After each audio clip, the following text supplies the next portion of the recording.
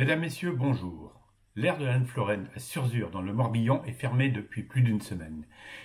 Thierry d'Espagne, son propriétaire, a toutefois accepté que 6 camping-cars restent à demeure, car les personnes qui résident à temps plein dans leur véhicule n'ont pas d'autre solution que d'y rester confinées. Nous avons contacté Thierry d'Espagne, qui nous raconte la vie actuelle sur son aire. Bonjour, monsieur d'Espagne. Donc, en tant que gérant d'une aire de service, vous avez dû mener des actions face au confinement qui est imposé aux Français aujourd'hui. Ah bah tout à fait, de manière immédiate quoi.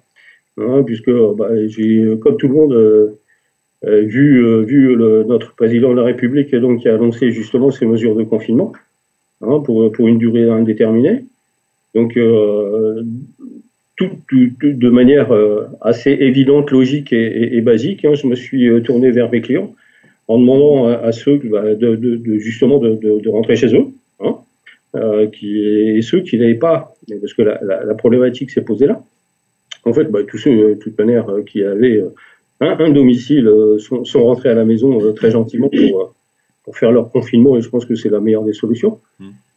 Après, derrière, se poser la question des gens qui vivent à l'année, en fait, dans le camping-car. Oui. Moi, actuellement, en fait, j'ai 6 personnes, enfin, j'ai 6 camping-cars dans ce cas de figure. Qui sont full-timers, donc en fait, ce sont des gens, c'est une population qui est assez variée. J'ai 2 camping-cars en fait qui ont fait le choix de vivre à l'année dans le camping-car. Voilà, c'est leur logement. Après, j'ai des personnes qui sont en transition.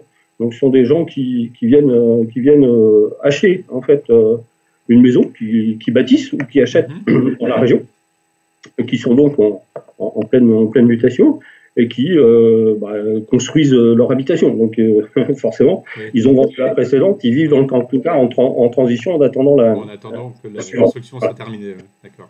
Ou alors j'ai aussi des gens qui sont en mutation professionnelle, voilà, qui ont quitté une activité dans le sud, qui ont repris une autre activité ici en Bretagne, qui cherchent également un logement, et dans cette transition, ils habitent dans le camping-car. D'accord. Donc, je devais absolument leur trouver une solution, très clairement, je n'allais pas les mettre dehors. C'était pas imaginable pour moi. Donc, l'idée, et avec l'aide justement de mon prestataire, donc Air Service, on a mis en place un système, puisque j'ai la possibilité de pouvoir distribuer ou donner en fait des badges qui fonctionnent sans contact, surtout face à ce virus très très contagieux.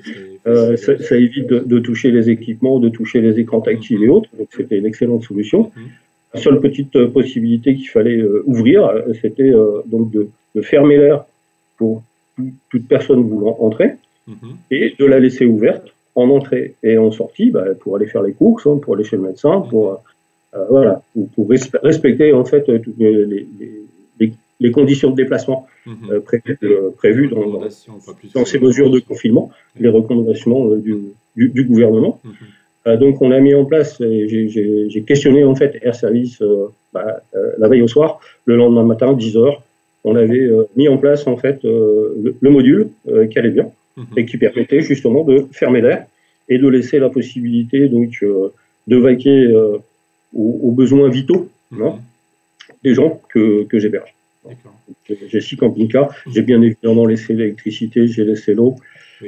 J'ai aussi, ils ont la chance d'avoir une machine à laver sèche-linge, donc j'ai laissé l'accès, mais avec des conditions très restrictives, port du gant, désinfection régulière, enfin voilà quoi. Donc on a mis en place les mesures sanitaires nécessaires pour que tout le monde puisse vivre le confinement chez nous en toute sécurité. D'accord. Vous aviez encore beaucoup de monde dimanche soir sur l'air? Non, ça s'est évidé. De toute manière, c'est clair qu'avec l'arrivée du virus et sa propagation, il y a des gens qui, par anticipation, avaient commencé à rentrer à la maison en se disant que c'était peut-être plus prudent de rester à la maison. Est-ce qu'ils ont entièrement raison sur le sujet. Je pense que c'est l'excellente réaction. C'est-à-dire, je rentre à la maison, je me confine, et puis on laisse en fait nos médecins œuvrer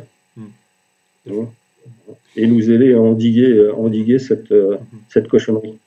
Et le maire vous a rendu visite, ou la police est passée pour vérifier, pour Non, j'ai juste vu hier, puisque je m'y rends régulièrement quand même pour voir si tout se passe bien. Hein. Oui.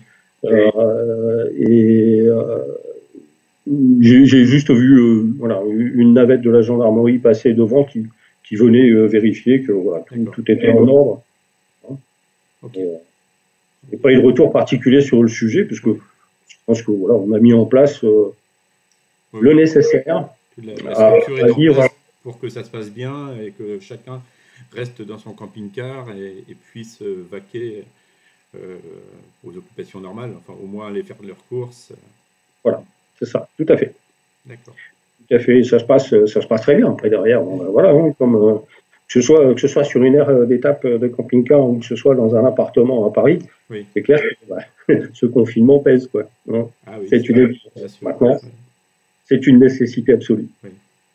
Bon, les personnes qui sont sur l'air, là, vous avez quand même des nouvelles, enfin, au moins par téléphone ou par. Voilà, ils supportent bien. Tout à fait, oui. Tout à fait. non, mais ça se passe bien, ça se passe bien.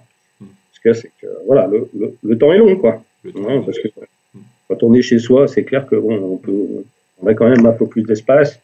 On peut se trouver des activités plus facilement que dans un camping-car qui est quand même sur un volume très réduit. Oui, merci beaucoup.